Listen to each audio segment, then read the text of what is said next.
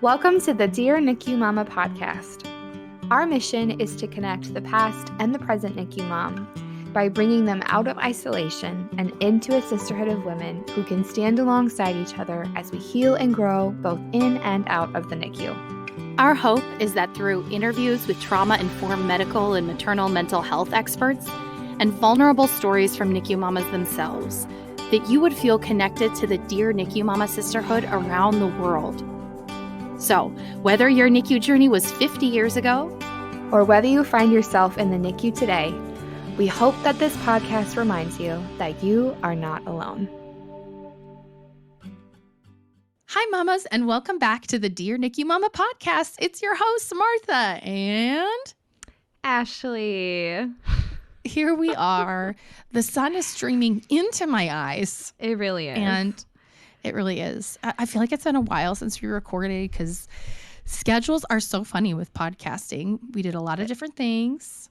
Especially this time of year, everybody has something going on, it seems. Oh, 100%. And then you gracious, yes, there was one or two in there where I had tuberculosis or something related, and you were like, "That's fine. Nobody wants to hear that." Yeah, you were like, do you want me to do the episode? And I was like, no offense, called me and I was like, you need to go to bed. It was so gross. You need to go to bed. I've read online that like people have this season that people have just like this lingering cough, you know? Mm-hmm. So I just feel for all the mamas out there dealing with cold and flu season, all the families in the NICU right now that literally they hear a cough in Target and they like throw a ninja star, you know what I mean, in defense. Just like, yeah. Oh boy, Stay it's such away. a crazy time. Yeah. It really is. How was your Thanksgiving? Oh, yes. Oh, well, we were sick. So my sweet angel of a husband made us burgers and tater tots, and that's what we did for Thanksgiving. And I was thankful for an urgent care that is open early the Friday after Thanksgiving. There's something really special about getting there and you're the first ones there. I know. Like, yes. I know. It's really something. It is crazy though. Like they at our one, which is cool, they have like a virtual waiting list. So you don't have to wait there the whole time. It's pretty nice. That's nice.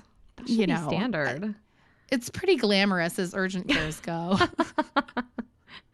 The things we take for granted in life. I love going into urgent cares because there's a lot going on. Lots of sick kids. There's always, a teenager who's like broken their arm at some sort of sport on a Saturday morning, and it's just a dream. Yep, I know. But how was your Thanksgiving? LOL. Ours was great. We thankfully weren't sick, but we just kind of vegged. Didn't do a lot, which was wonderful. Yeah. I didn't open my computer for like a whole 24 hours. So that was a wonderful way to celebrate Thanksgiving. It was great. I keep telling people though, I can't believe it's over.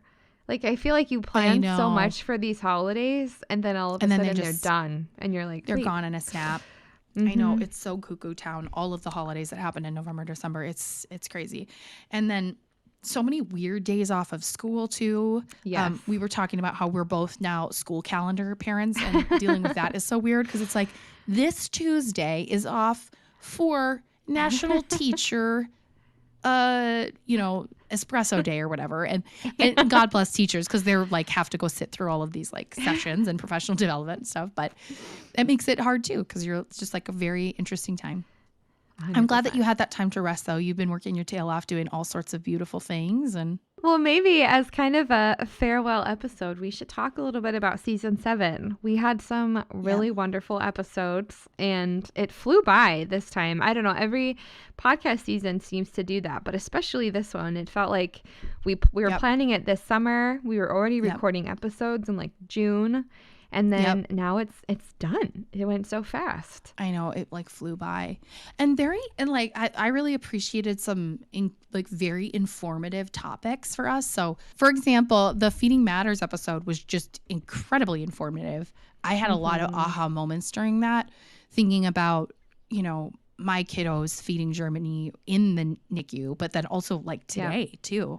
It's just really fascinating and really cool to hear about these providers who are here for NICU families and are advocating and pushing for new legislation and different ways to, teach providers how to support them better. It was just so cool. Yeah. What Absolutely. a neat pair too. Yeah. I love when we have like 2 women colleagues on. That's always a fun thing. Yeah. Especially when they're changing the world. Oh my gosh. Do you know what else I forgot was this season 2? Like already was back to the classroom. Like when we had the round table with, it was Sarah, Kendra, and us. And that was so cool. I love hearing about, I love Kendra so much. I love hearing about how, like Callan has succeeded and just flourished in a typical classroom environment. And it's really cool to see how like the nature of special education inclusion has changed so much. And it's a huge part of Callan's life. He's just amazing. Yeah. Yeah, absolutely. Well, we should do a check-in because you at that episode were just diving into like the first week of kindergarten and orientation, I remember. So how is kindergarten? How is school? What is it like to be a NICU parent, but also have a kid in school? Yeah. Well, you know how like when people are like, oh, how's the baby? And you're like, the baby's great. I am unwell, right? Right. Like, she's adjusted so well. I think that kids are super just incredibly resilient in a way. Yeah, they move through changes, but things change day to day. Like, and if you give them the tools that they need to really regulate, they can be super successful. And she loves it so much. We were incredibly privileged to have access to this transitional program, which is what's right for her.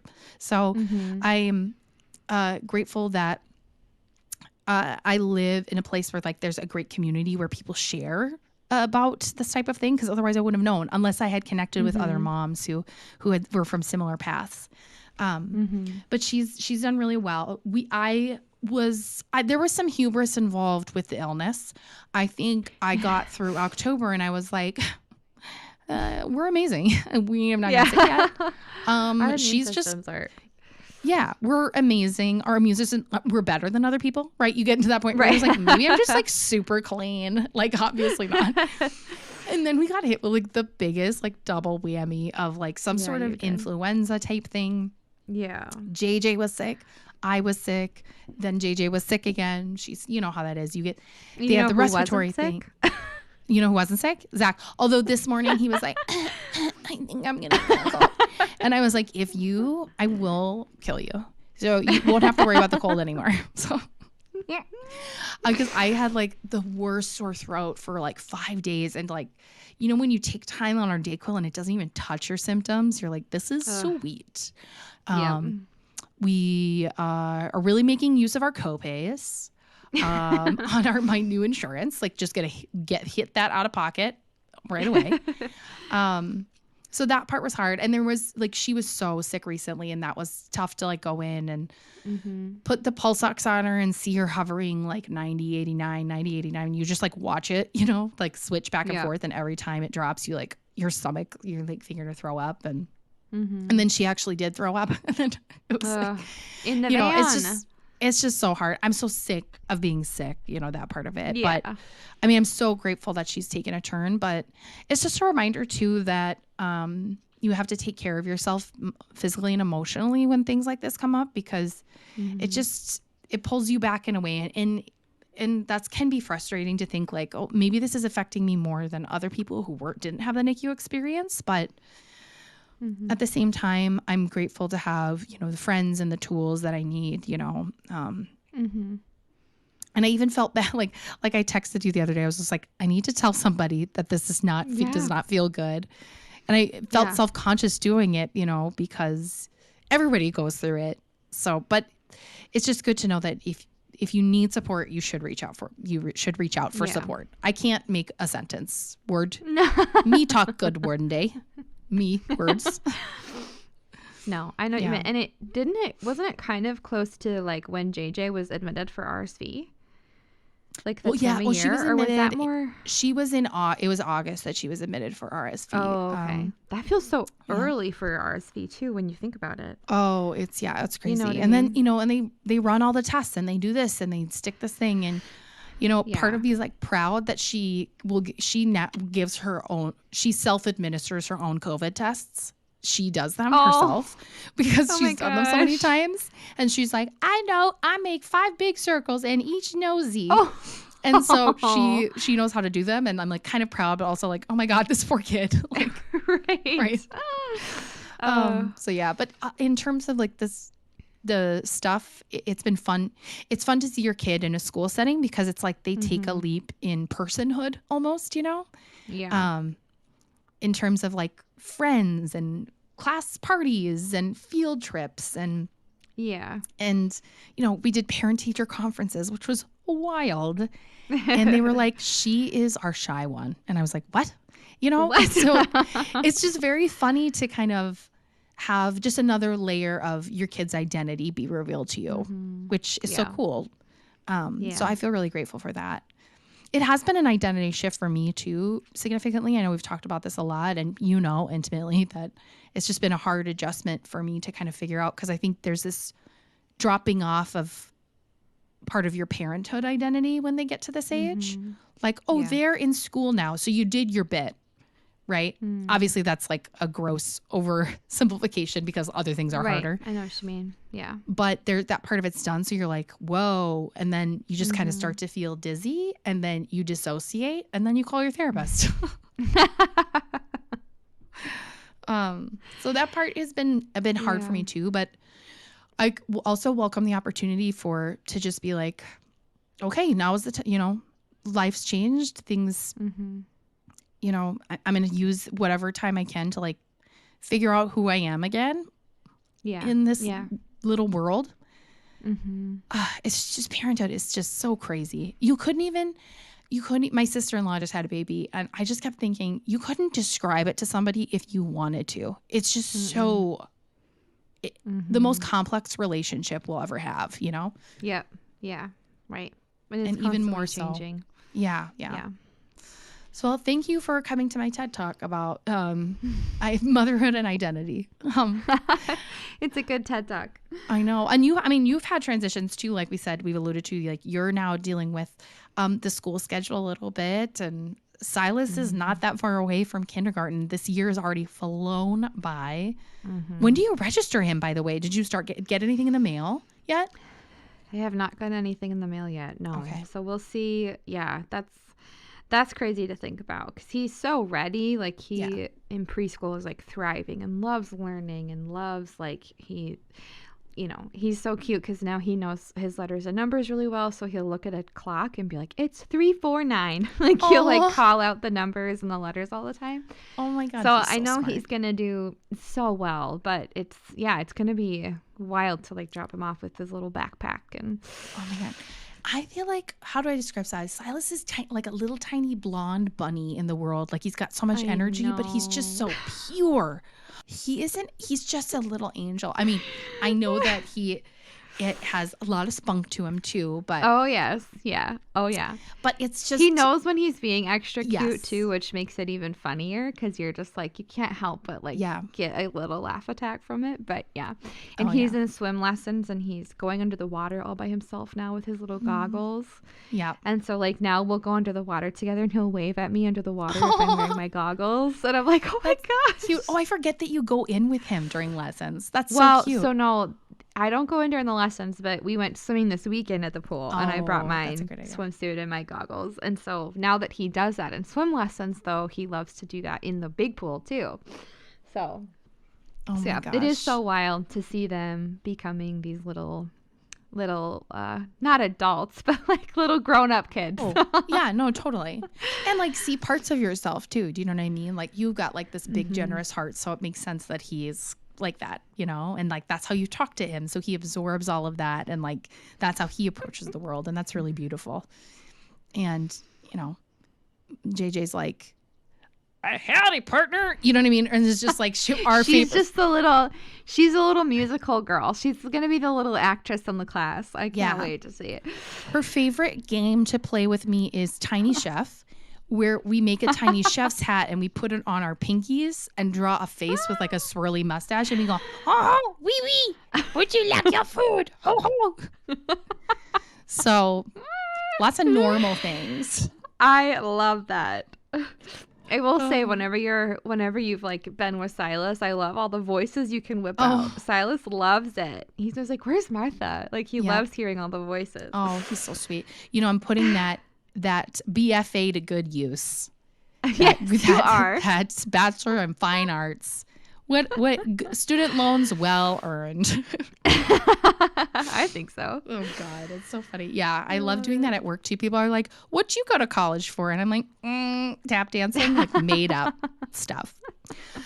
Yeah, I love him so much. Yeah, it is fun, and it's crazy to think about how much they've changed over such a period of time, and like since we've known each other. And well, it's like when we started this podcast, we were in between like bottle feeding and like, our kids were just crawling or like learning how to walk, and now they're like going to it's been 5 years, almost 5 years of a podcast. That's a lot of life lived. A lot of life lived and a lot of stories shared too. Like it'd be cool to like have some sort of visual of all the faces of all the people that have been on the podcast and interviewed you, because it's just like this map, this web of people. There's so many good friends that we have too that are like not, part of they don't like volunteer directly with DNM or things like that, but they're so good to us and they're so for DNM and we're so for them. There's so many like Miracle Moon and Child Life on Call. Like those organizations are killer and they're so wonderful. And I suppose too the learning about lactation is cuckoo. And Bethany has been such a good partner for us. And you actually, you talked about this, but it must be wild for you to kind of have that circular experience of like her measuring phalanges on your boob. And then you talking to her about like the work of lactation consultants. Yeah, it was really cool to be able to talk with her. And it was so fun, too, because on the episode, she kept having customers come in the store. So it was like, it was cool to see her in action of like, I told her saving one boob at a time. One boob at a time. But literally, she's like, "Oh, I got a customer," and they would like buy a breast pump or different things. And I was like, I wish you would have existed when I mean, she did, but like her shop, because even when I walked in there, like sunflower lecithin and all that stuff that I was buying on Amazon or at Legendary Milk was all like in her store. And I was like, this is so cool. Isn't it crazy how much it's changed? Even like what you can access and like the type of products that you can get too. Like, yeah. God bless her companies like her and organs like her. She's sweet. Yeah. She is sweet.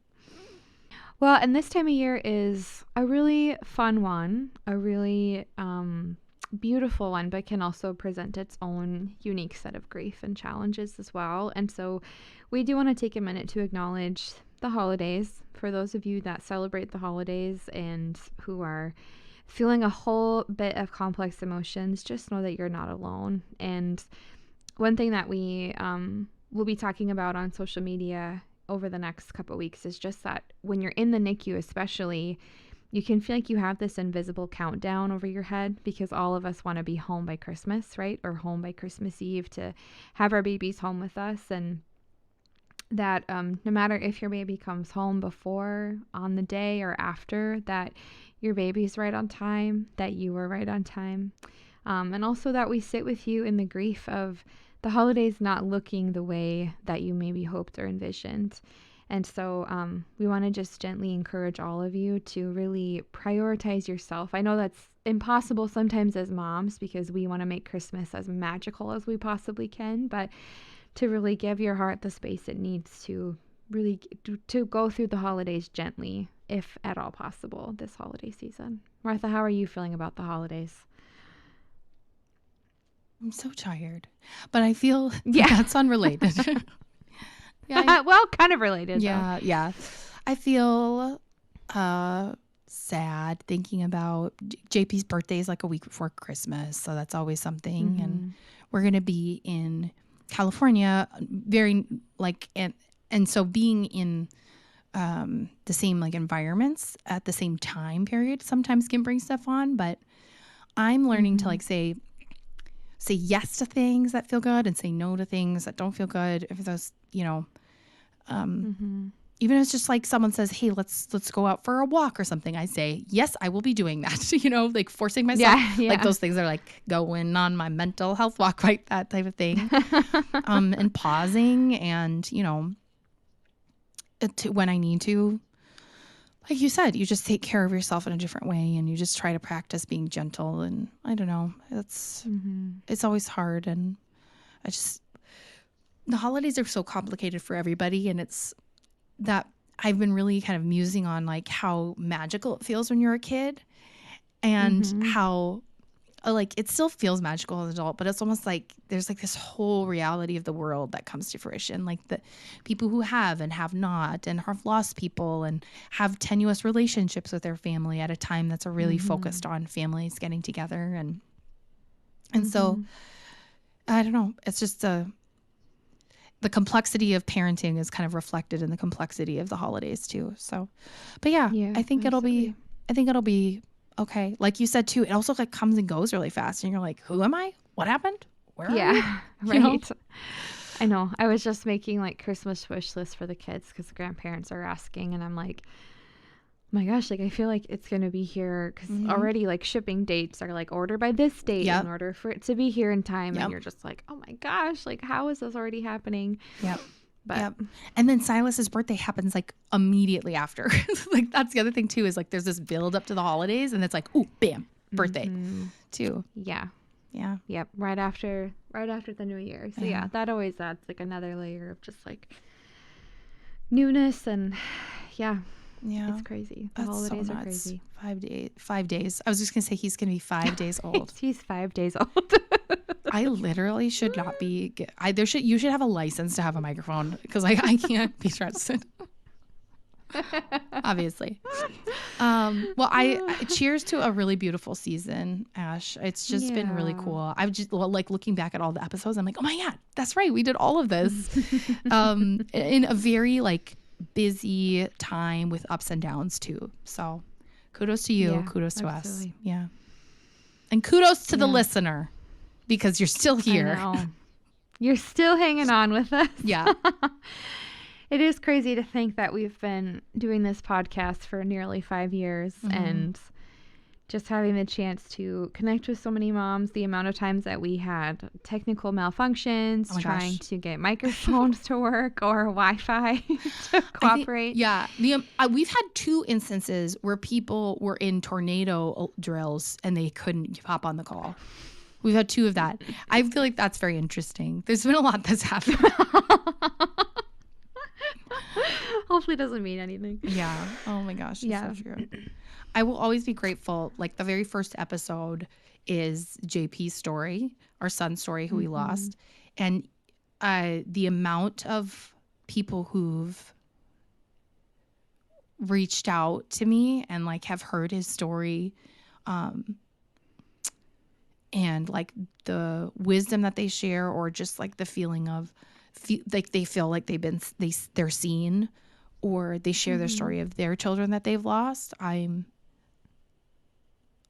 like, it will eternally be grateful for that, because it's a huge honor to be able to share his story with this audience, to, that you were so, kind of gracious to think, well, let's have it be the first story, that's like really powerful too. And that it's still people listen to it, and every day they get to hear a story, and then he'll be, it kind of makes him, immortal in a lot of ways. Right.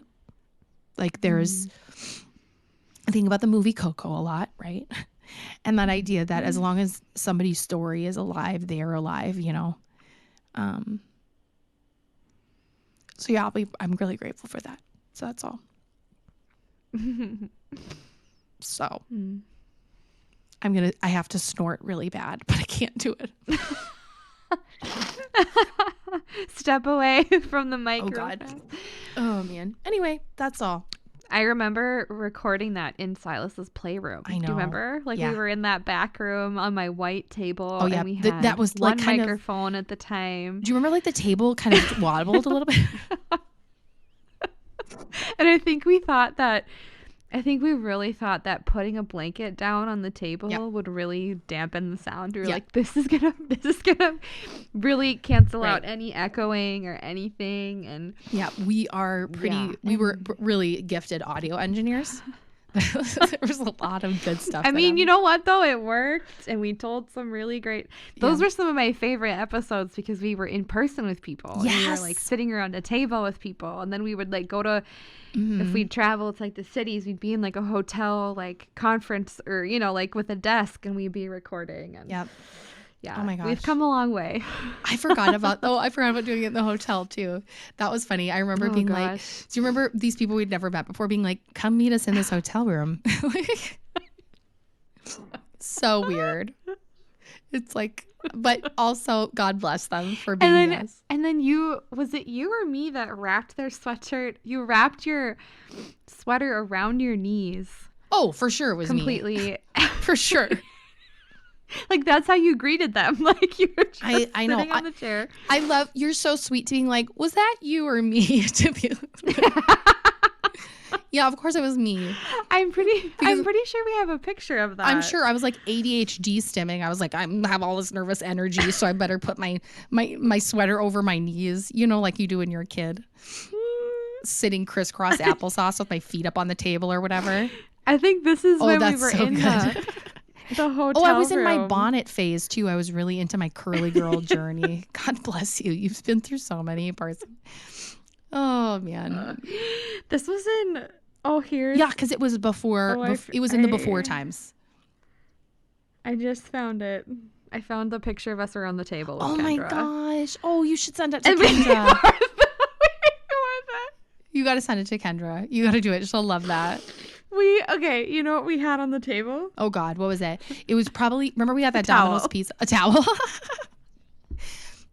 Such skill. That's going to soak up all of the sound vibrations. It didn't. Can you hold it up again? I want to see it again. I'm going to text it to you too. Send it to Kendra too, because she'll get a crack out of that. She'll get a kick out of that one. It's just like, I'm partially on the table. It's not even on the whole thing.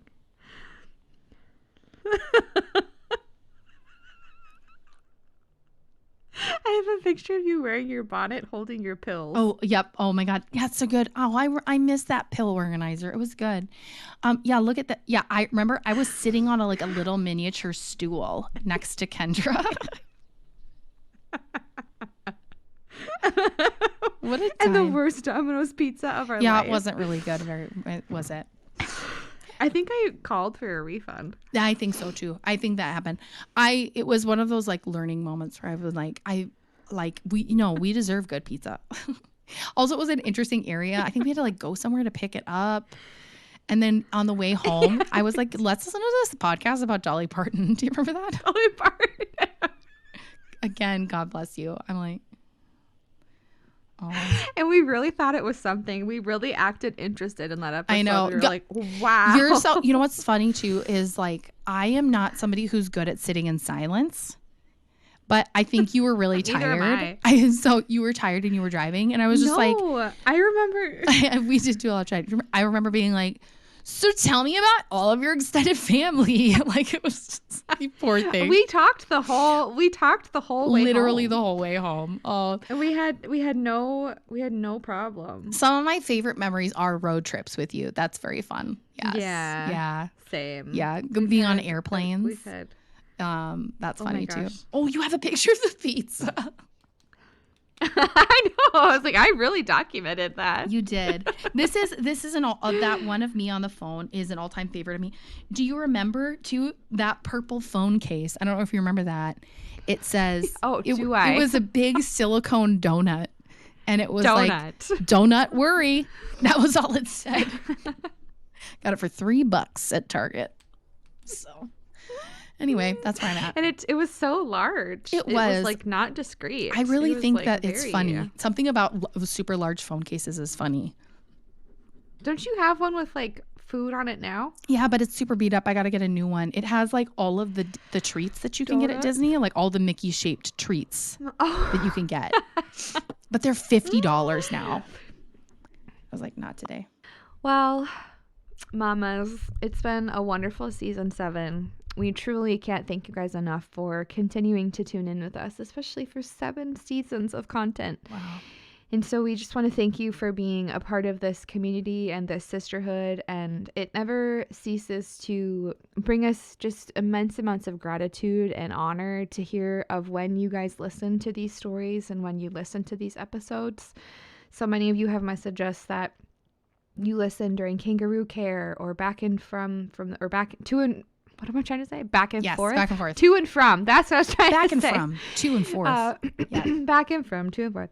To the NICU, if you're on your way to a difficult appointment, or if you just simply want to feel seen and surrounded by other NICU moms, that you tune into this. And we just will never take that for granted. And so thank you so much for making this community so special and so beautiful. And I get really proud and emotional thinking about how there's this whole network of NICU mothers just day by day changing the narrative of NICU motherhood and what it means to heal and be vulnerable and to grow together. And it's just a joy to know all of you virtually. And Martha, to my co-host, I am so grateful for all of the time that you've taken out of your, what you guys don't know about Martha is she's being a total lady boss at her other job, and she is crushing it. And so these podcast recordings are oftentimes in between meetings and in between big projects. And so, Martha, thank you for continuing to make time for these and for bearing your heart and just being such a fun co-host. I just adore doing this with you. Me too. And I know there's change to come, but it's been just a joy and a gift to do this podcast with you. So not many people happy can season say 7. Not many people can say they have like an audio recording of like themselves with their best friends, like hundreds of episodes. So I will cherish that someday, because I'm gonna die first for sure. Will you play them at my? No, stop. Sorry, that's too late. Sorry. Oh my god. Are you kidding? Like, why are my gums inflamed? It's related to heart disease, so Anyway, sorry, I digress. But not many people can say they have a library like that. So I'm so grateful. And it's such a blast. We laugh so much. And I always forget, like, we're not in the same room together. You know what I mean? Even though we're like hundreds of miles apart. Oh, I know. What will I do when I don't see that chandelier above your head? It's a really, hopefully You have moved into this house and not changed the paint color or the chandelier in your room. And it stayed. The Disney princess light switch cover. Light switch. It's fine. Also, listeners will never know the amount of times I've edited out your cats. Just being like, jingle, jingle, jingle, But we got to know where they jingles, are. They're going to hide in the furnace one day. Anyway, I digress. I also want to say, how dare you try to compliment me and then not let me compliment you? That was very rude. What? No. I wanted to say, no, I'm just kidding. Of course, it's not rude. You're not rude. I'm rude. I'm trash. This is why I'm going to die first. Okay. No. But also, I don't think anybody knows too, like the amount of heart that you put into it. And I will always admire the fact that you came up with this whole thing. Like, that's so crazy to me. People are always like, oh yeah, you guys found it. I was like, yeah, I was just there. It's just like, Ashley. No, I'm serious. Ashley like devised it, and in so many ways it's like you stewarded it. You've been, it's this thing that's been your baby, and it's just so cool to watch your brain work. Like, I just feel like I've learned so much from you, and you work your tail off too, because you also have like a lady boss job. I'm just telling people how to reset their computers. So that's where I'm at. Hey, have you tried that's restarting? Valuable, important work. Yeah, very valuable. But it is. But yeah, so thank you for doing this with me and inviting me to do it too, because it's one of the greatest joys I've had in the last 5 years, if not number one. I suppose my kid, she's great. I know, right? Second to our families. No, this is our second family. She's training me. Well, cheers to season 7. Happy holidays to everybody who is celebrating. And just know that in your grief and in your joy, you are deeply, deeply loved. That no matter how you celebrate, no matter if you celebrate, that you are loved by this community, and that we honor the unique and beautiful journey of what it means to be a NICU mom. And so why do I get emotional at every time I close these? Well, it's because you're like saying, like you're writing a beautiful love letter to them every time. That's why. I do love writing love letters. But we love you, mamas. We one day we'll do a big party together and we'll all meet and hug and have the best time. But until then, this podcast will suffice. But have a wonderful December, hoping that all of you stay illness-free. And we will catch you guys later. Have a great day. Thank you so much for listening to this week's episode of the Dear NICU Mama Podcast. If you loved this episode, we'd be so grateful for a review on any of the podcast platforms. And we'd love to continue connecting with you via our social media pages or a private Facebook group. And ultimately, NICU Mama, welcome to the sisterhood.